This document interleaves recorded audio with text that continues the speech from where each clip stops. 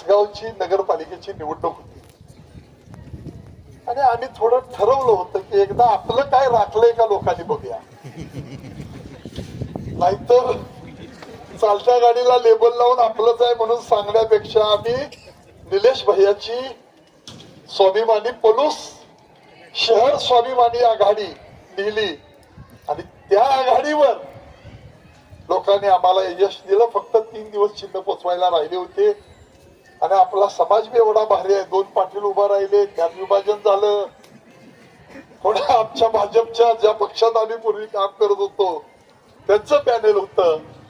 अशा सगळ्या आव्हानात्मक ह्याच्यामध्ये या आघाडीला यश दिलं लोकांनी आणि आपलं काय आहे का हे बघण्यासाठी केलेला प्रयोग यशस्वी झाला. नाहीतर मग लोकांना जर स्वीकारायचं नसेल तर निदान प्रपंच तर मोठा करूया. आता म्हातारपणी आता कालच माझं 61व सुरू झालंय. असं माणसं दादा पाटील कुठं आहेत माणसं म्हणतात जयकर भाऊ विजू भाऊ साठे आणि बुद्धी नाटी म्हणतात, पण मला काय अजून तशी नाटी बुद्धी व्हायचं काही काम आले नाही. परमेश्वर कृपेनं काही डायबिटीस नाही, ब्लड प्रेशर नाही, कुठला हार्टचा त्रास नाही. अतिशय उत्कृष्ट भगवंतानं ठेवलेला आहे तुमच्या सगळ्यांच्या आशीर्वादानं.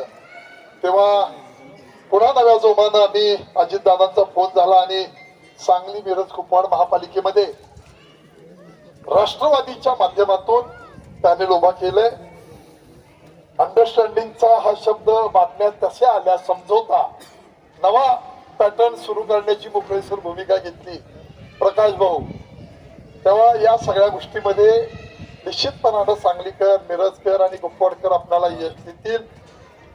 घड्याळ्या चिन्हावर आम्ही जवळजवळ 33 उमेदवार उभे केले, त्यामध्ये चांगलं यश मिळेल.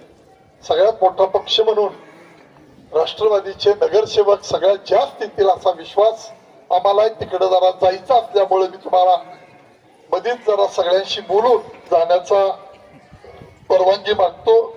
फक्त एकच सांगतो, नव्या वर्षाच्या तुम्हाला सगळ्यांना शुभेच्छा आहेत. पलूस मध्ये राष्ट्रवादीच्या माध्यमातून निलेश भाई आणि त्यांना त्यांचे सगळे सहकारी एक चांगलं पॅनल उभा केलं. निलेश शाही उभारल्या होत्या, पण आपल्याला चांगलं करता आलं नाही तर निदान वाईट करू नये असं माणसं म्हणतात. आज हा चांगला कार्यक्रम आहे, तर अशुभ करणारी माणसं, वाईट करणारी माणसं त्यांचा काही नामोल्लेख या ठिकाणी करावा अशी माझी भूमिका असणार नाही. पण नीतीनं वागणाऱ्या माणसांचं जे पेरलं ते उगवतं. चांगलं काम केलं निलेश भाईंनी. आई उभारल्या होत्या निलेश भाईंच्या वापरूंच्या मंडळी, पण आपल्यातच घरका निधी तयार झाल्यामुळे आपल्याला या अडचणी आल्या. काय हरकत नाही निलेश भैया, वेळ आणि लोकांची इच्छा, आशीर्वाद हे निश्चितपणानं तुम्हाला पुढे नेतील.